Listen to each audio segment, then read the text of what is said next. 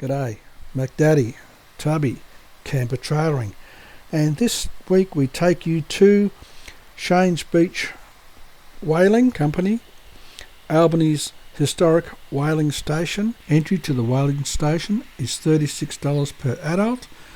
Pensioners and students are concessioned.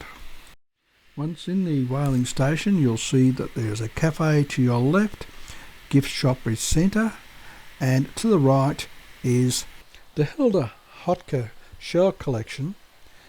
It's a display of shells and marine specimens collected over many years by local Albany, Western Australia resident Hilda Hotker. Throughout the whaling station you'll see many interesting displays. You'll see posters and information about those displays, and there's also audio-visual components as well. As you watch the video, I'll give you a little bit of history on the Cheynes Beach Whaling Company and the historic whaling station. Just a short drive east of Albany, Western Australia, lies Cheynes Beach. A stunning bay fringed by turquoise water, white sand and coastal bushland. It's hard to imagine that this peaceful stretch of coastline once played a key role in one of Australia's last whaling operations. The birth of the Cheynes Beach Whaling Company. In the early 1950s, a group of local fishermen from the Cheynes Beach area formed the Cheynes Beach Whaling Company. Although named after Cheynes Beach, the whaling station itself was built at Frenchman Bay near Albany to take advantage of deep waters for hauling in the whales. Operations began in 1952, targeting humpback whales for their oil and meat. The early days were tough, the equipment was basic, and the catches small. But as technology improved and demand for the whale oil grew, the company expanded. By the 1960s, the station had become a thriving industrial hub, employing more than 100 people and switching focus to sperm whales, whose oil was prized for use in machinery, cosmetics, and even NASA lubricants. The life of a whaling station. At its peak, Cheynes Beach Whaling operated a fleet of ships, the Cheynes 1, 2, 3 and 4. Fast, nimble vessels designed to chase and harpoon whales. Once caught, the whales were hauled up a concrete ramp and flensed, or cut up, on the deck. The entire animal was used. Blubber was boiled down to oil. Meat and bone were rendered to fertiliser and pet food. Ambergris from sperm whales became a base for luxury perfume. The process was harsh and physically demanding. The smell of whale oil and blood hung over the bay, and the work was dangerous. But the local community, it was steady employment and a source of pride. The end of an era. By the 1970s, the world had begun to change. Environmental awareness was growing, and the public mood shifted against whaling. Whale populations were falling rapidly, and conservation movements pushed for bans. In 1978, the Cheynes Beach Whaling Company caught its final whale, a female sperm whale, marking the end of commercial whaling in Australia. After 26 years of operation, the station closed its doors, and with it, a long chapter of Albany's maritime history came to a close. So, it's gone from whaling to watching. Instead of being demolished, the whaling station was preserved. In 1980, it was gifted to the local community and later reopened as a museum known as Albany's Historic Whaling Station, formerly Whale World. Today it stands as the only restored whaling station in the world that you can explore. Visitors can walk through the original buildings, see the machinery, and even climb aboard the Cheynes 4 whale chaser. Interactive exhibits, films and displays tell both sides of the story, the human effort and the environmental cost. Outside, a wildlife park and botanical garden celebrate the region's biodiversity, showing how far things have come since the days of whaling. Cheynes Beach and Albany now have a very different relationship with whales. Each winter and spring, southern right and humpback whales migrate along the coast, and instead of being hunted, they're celebrated. Whale watching tours and coastal lookouts now draw visitors from around the world. The same waters that once echoed with harpoons now resound with the sound of whales surfacing and breaching in peace. The story of Cheynes Beach whaling is one of transformation, from an era of exploitation to one of conservation and appreciation. It reminds us how quickly values can change and how communities can adapt when they embrace new ways of connecting with the natural world. What was once a site of industry has now become a place of learning, remembrance and respect for the ocean giants that roam the southern seas.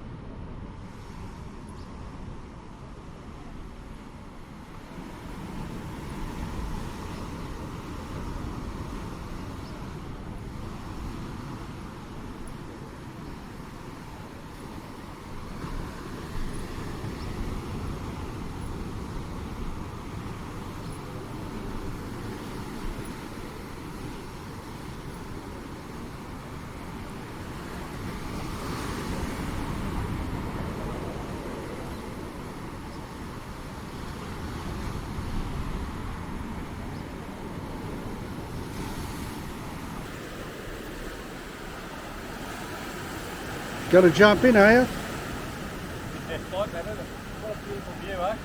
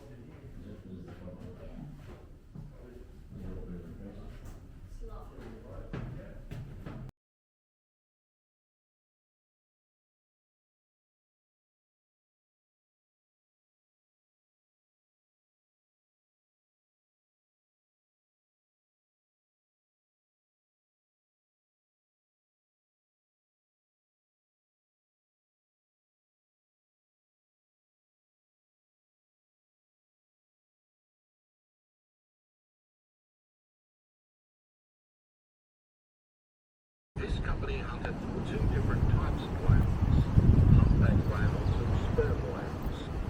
Humpback whales were hunted from 1952 until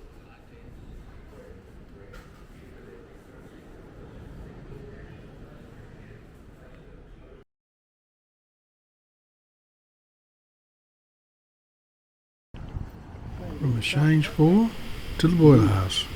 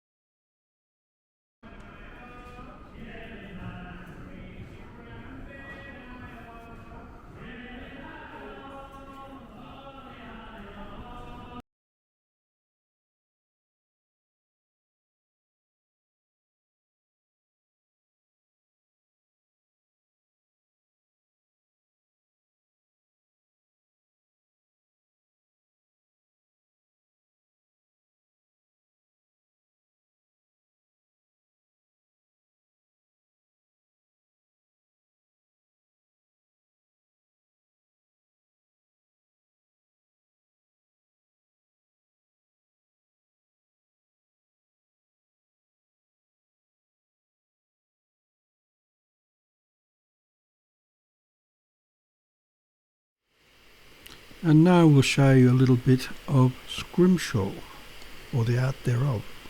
Scrimshaw is a traditional maritime art form. It's the carving or engraving of designs on ivory, bone or similar materials, most famously done by whalers and sailors in the 18th and 19th century. So scrimshaw is a decorative engraving, carving or inlaying of whalebone, whale teeth like sperm whale ivory, walrus tusks or even shells.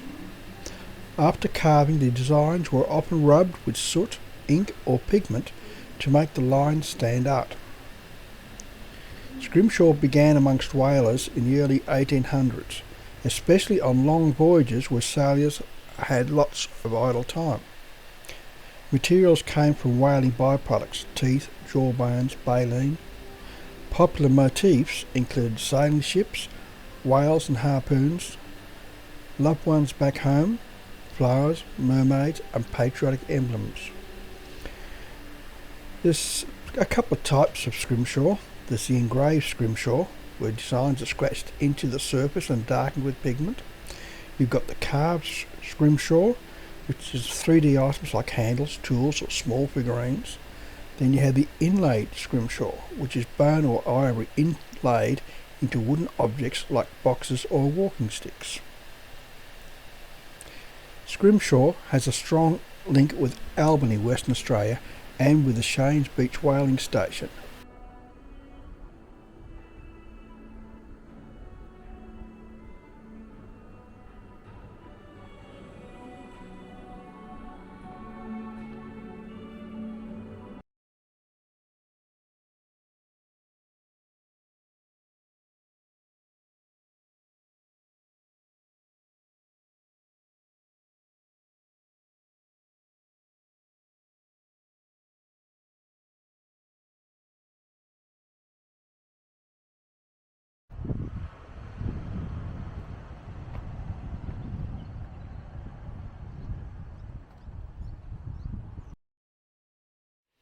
The skeleton shed houses the skeletons of some of the whales, and also the complete skeleton of one of the last whales ever killed.